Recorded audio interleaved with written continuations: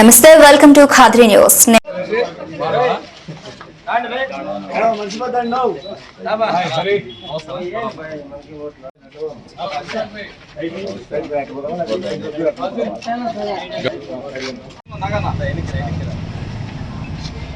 మర్చిపోకుండా ఓట్ల కమిషన్ మీరు కూడా మా దాంట్లో వచ్చి సంతోషం.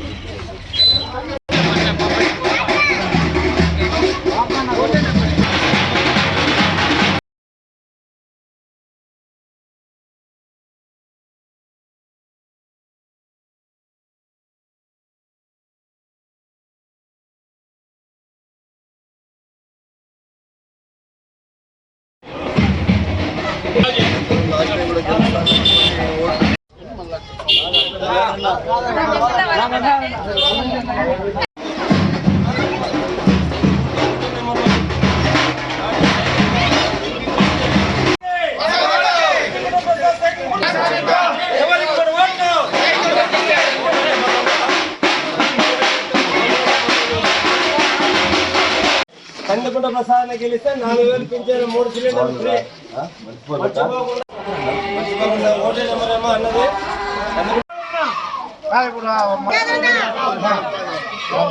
గంగా.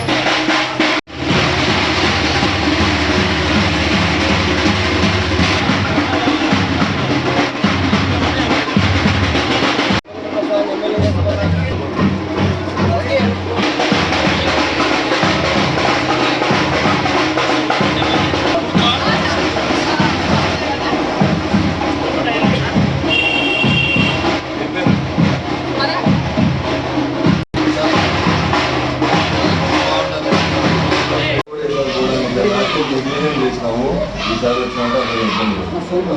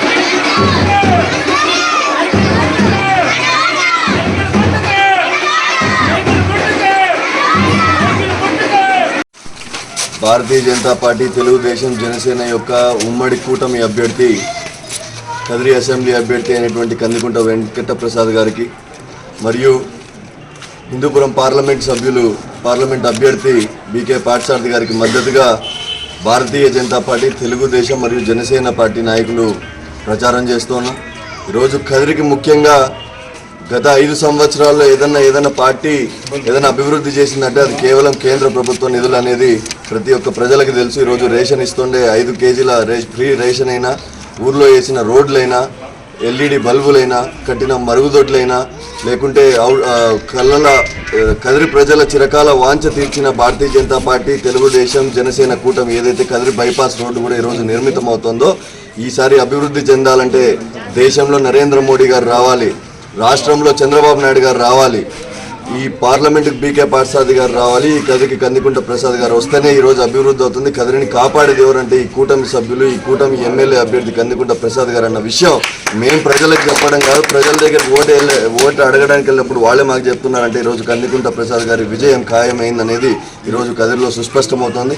కాబట్టి ఎక్కడా కూడా ప్రతి ఒక్క ప్రజలు కుల మత ఏ వర్ణ విభేదాలు లేకుండా ఈరోజు కదిరిలో లోకల్గా ఉండి ఏదైనా సమస్య వస్తే అర్ధరాత్రి అయినా కూడా మనం ఇంటికి వెళ్ళే అభ్యర్థి ఎవరైతే ఈ 2 అభ్యర్థుల్లో కందికుంట ప్రసాద్ గారు ఉన్నారో మరొకసారి ఏమాత్రం కూడా బెరుకు లేకుండా కందికుంట ప్రసాద్ గారిని గెలిపించుకొని కదిరి అభివృద్ధిని ముందరకు సాగించుకోవాలని చెప్పి భారతీయ జనతా పార్టీ తరఫున తెలియజేస్తాను. భారత్ మాతాకి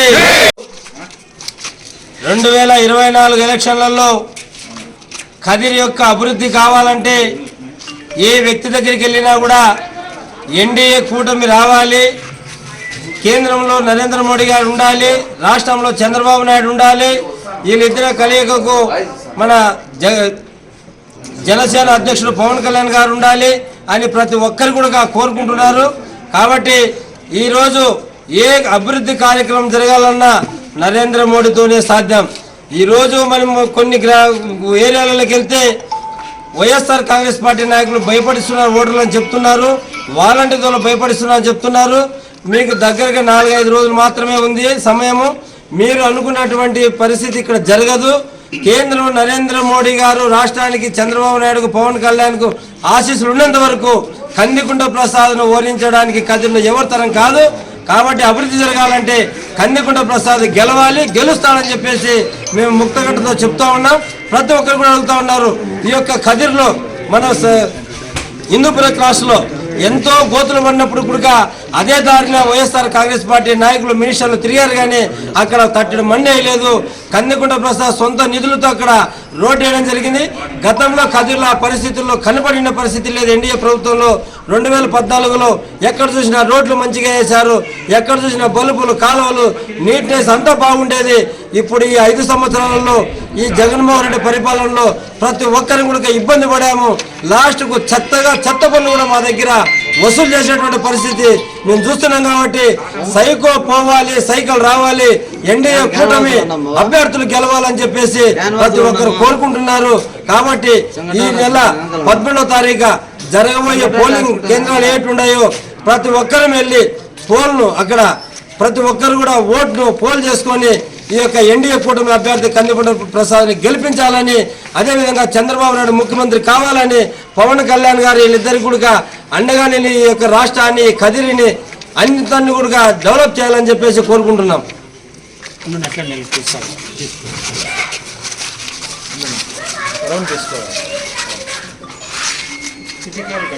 కందికుంట ప్రసాద్ నాయకత్వం, వంశకృష్ణ నాయకత్వం. హలో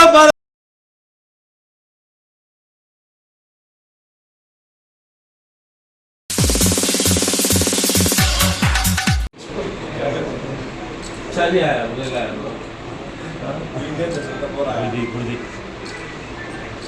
ओके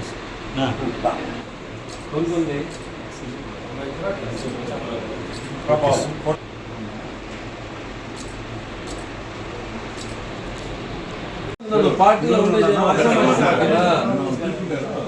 వాలంటీర్ చేస్తే శాలరీ పోగొట్టుకుంటే ఎందుకు బాకీ చేస్తున్నా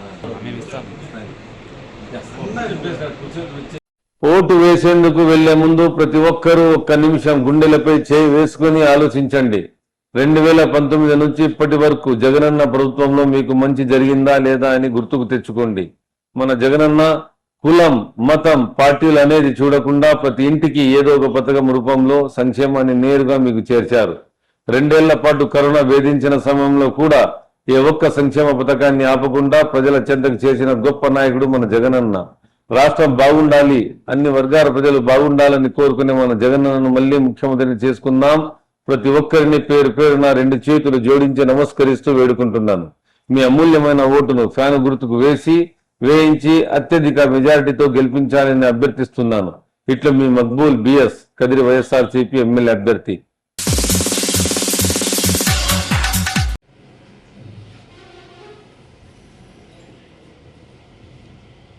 దేశంలోనే ఎక్కడా లేని విధంగా జగన్మోహన్ రెడ్డి గారు ఆయన ప్రభుత్వంలో ల్యాండ్ టైటిలింగ్ యాక్ట్ తీసుకొచ్చినటువంటి పరిస్థితి. దేశంలో మరే ఇతర రాష్ట్రాల్లో కూడా ఈ చట్టం లేదు. మరి ఈ చట్టం చేయడానికి జగన్ రెడ్డి ఎందుకు తొందరపడ్డాడంటే, మొదటిగా ఈ చట్టం అనేది 2023 అక్టోబర్ 31వ తారీఖు అమల్లోకి వచ్చినట్టు రాష్ట్ర ప్రభుత్వం చెప్తా ఉంది. దీన్ని జీవో నెంబర్ 512 ద్వారా తీసుకొచ్చినట్టు తెలియజెప్తా ఉంది. ఏపీ ల్యాండ్ అథారిటీని కూడా ఏర్పాటు చేసినామని కూడా చెప్పుకొస్తా ఉంది. దానికి ఒక చైర్మన్, కమిషన్ సభ్యులను నియమిస్తూ 23 డిసెంబర్ 29న మళ్ళీ ఆర్డర్స్ ఇస్తారు. ఈ భూపక్ష చట్టం పైన ప్రజల్లో తీవ్ర వ్యతిరేకత రావడంతో ఇంకా దీనికి పూర్తిగా గైడ్లైన్స్ ఫ్రేమ్ చేయలేదని మాట్లాడతారు.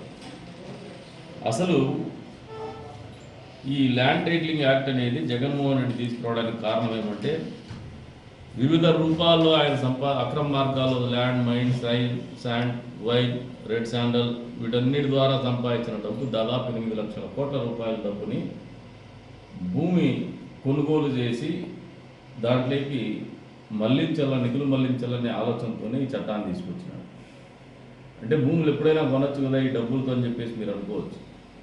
ఈ ల్యాండ్ టైటిలింగ్ యాక్ట్ ద్వారా సెక్షన్ 5లో ఏం చేస్తారంటే, ఎవరినైనా కూడా టీఆర్ఓగా అపాయింట్ చేసుకోవచ్చు.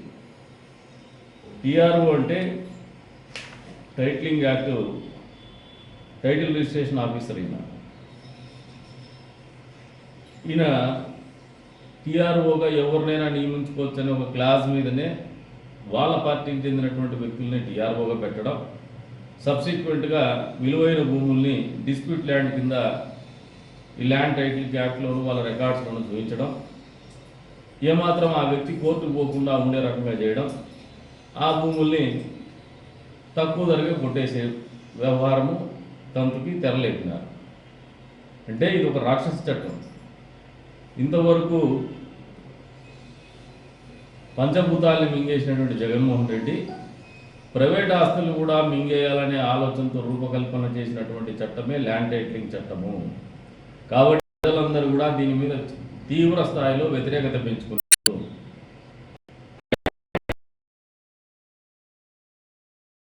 నుంచి దారి మలచడానికి ఆయన పదే ఇంకా మేము గైడ్లైన్స్ ఫ్రేమ్ చేయలేదు, అమల్లోకి తీసుకురాలేదు అన్నట్టు మాట్లాడుతున్నాడు, కానీ అమల్లోకి తీసుకొచ్చినాడు. ఈసారి అంటూ జగన్మోహన్ రెడ్డికి ఓటేస్తే ప్రజలు వాళ్ళ ఆస్తులు వదులుకోవాల్సినటువంటి పరిస్థితి వస్తుంది, ప్రైవేట్ ఆస్తులు. ఈ ల్యాండ్ టైటిలింగ్ యాక్ట్ పోవాలంటే, ఈ చట్టం పోవాలంటే ఖచ్చితంగా జగన్మోహన్ రెడ్డికి వ్యతిరేకంగా ఓటేసి వచ్చే సార్వత్రిక ఎన్నికల్లో ఆయన పార్టీని కానీ ఆయన ప్రభుత్వాన్ని కానీ కూలదోయగలిగితే మాత్రమే ఈ ల్యాండ్ టైటిలింగ్ యాక్ట్ నుంచి బయటపడేటువంటి పరిస్థితులు ప్రజలకు ఉందని చెప్పేసి కూడా ఈ సందర్భంగా తెలియజేస్తున్నాం. కాబట్టే తెలుగుదేశం పార్టీ కూటమికి తెలుగుదేశం, జనసేన, బీజేపీ కూటమి ఓటేయండి. ఏదైతే ఈ రాక్షస చట్టం మీ జీవితాలని తారుమారు చేసేటువంటి చట్టం తీసుకొచ్చిందో, ఈ చట్టం బారిన పడకుండా ప్రశాంతంగా బతకాలంటే కూడా జగన్మోహన్ రెడ్డికి వ్యతిరేకంగా కూటమి ఓటేయాల్సినటువంటి అగత్యం కానీ అవసరం కానీ ఎంతైనా ఉందని చెప్పేసి కూడా ప్రజలకు తెలియజేస్తాను. కూటమి ప్రభుత్వం ఏర్పడిన వెంటనే ఈ చట్టాన్ని కూడా రద్దు చేస్తామని చెప్పేసి కూడా ఈ సందర్భంగా ప్రజలకు మాటిస్తాను. కాబట్టే వచ్చే ఎన్నికల్లో కూటమి అభ్యర్థుల్ని గెలిపించమని చెప్పేసి కోరుతున్నాం. కదిరిలో, హిందూపూర్ పార్లమెంట్లో సైకిల్ గుర్తు ఓటేసి వేయించి గెలిపించాలని చెప్పేసి కూడా ప్రార్థిస్తున్నాం. తద్వారా జగన్మోహన్ రెడ్డి ప్రభుత్వాన్ని ఏదైతే మన ఆస్తుల్ని కొట్టేయాలా అని చెప్పేసి ఆలోచనతో పరిపాలన కొనసాగిస్తున్నటువంటి పరిస్థితుల నుంచి బయటపడాలన్నా, ఆ ప్రభుత్వాన్ని బంగాళాఖాతంలో కలపాలన్నా ఖచ్చితంగా మీరు అందరూ కూడా కూటమి అభ్యర్థులకు మద్దతు తెలుపని చెప్పేసి సైకిల్ గుర్తు ఓటేయమని చెప్పేసి కూడా అభ్యర్థిస్తాం.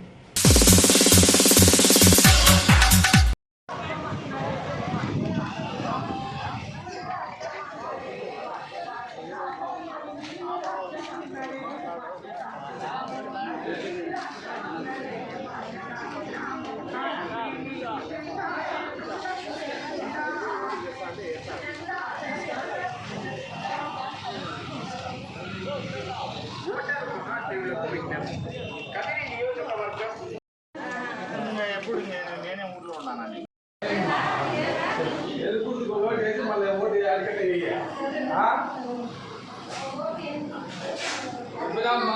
బండికే చెప్తే ఇస్తామమ్మా నిలబడమా మేము ఏం చేసుకోమని చెప్పాను మాట్లాడుకోనే చేసినాము. దానికి మీరంతా దోహదపడాలని చెప్పి మీకు మీ అందరికీ సమయంగా కోరుకుంటానమ్మా. నాకు ఓటేయండి, ఏలుగుర్తుకు 3వ నెంబర్కు. ఊరికేనా కంప్లైంట్ రండి లోపల 20 మంది ఉన్నారు. లోపల ఇచ్చేయండి, అందరికీ ఇచ్చేయండి. చెన్నాడు అందరికి ఇస్తురా. చింతకాయలు పాలేరులే ఇచ్చేటారు.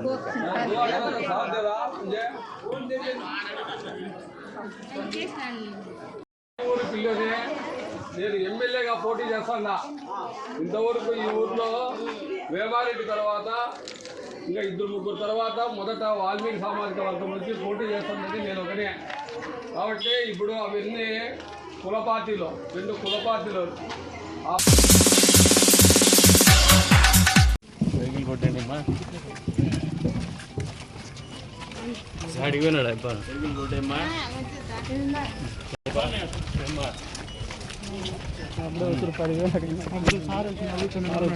మాట్లాడే మైక్. ఇప్పుడు 15,000 చేసినాడు. ఈసారి గెలుస్తాన్నాము. నీకు 15,000 నేను ఇప్పిస్తా.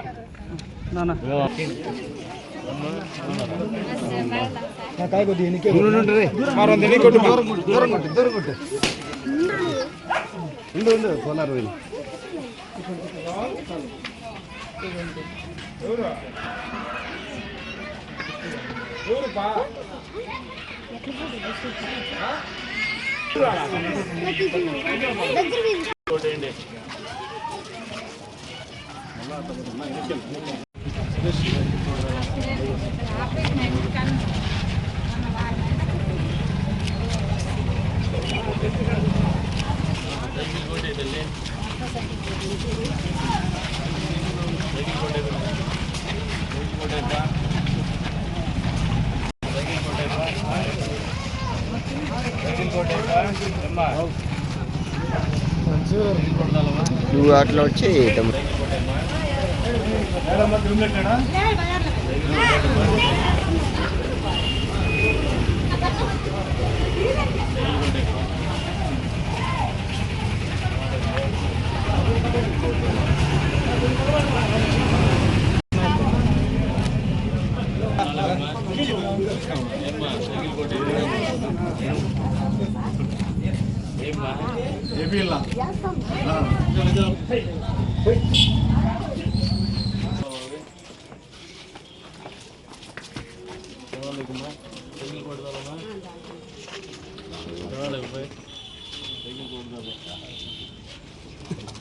రెండు సైకిల్ వేయండి. ఎమ్మెల్యేది ఎంపీది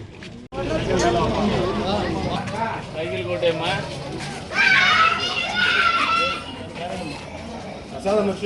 సైకిల్ కొట్టేయండి.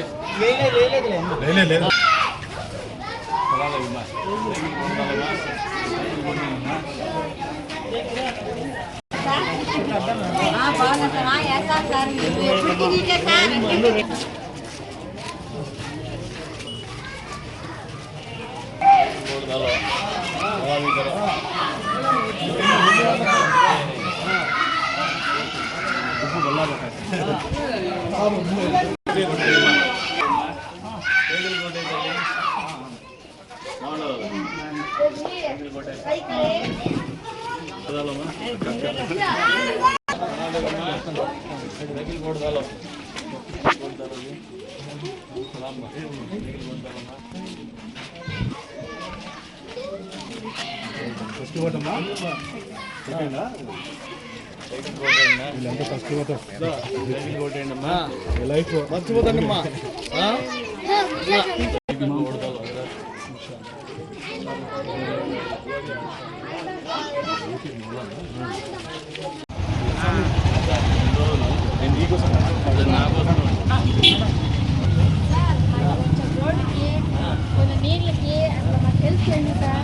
ఓటేసి వెళ్తే కాదు సార్, 15 రోజులు ఒకసారి వదులుతారు సార్ మాకు.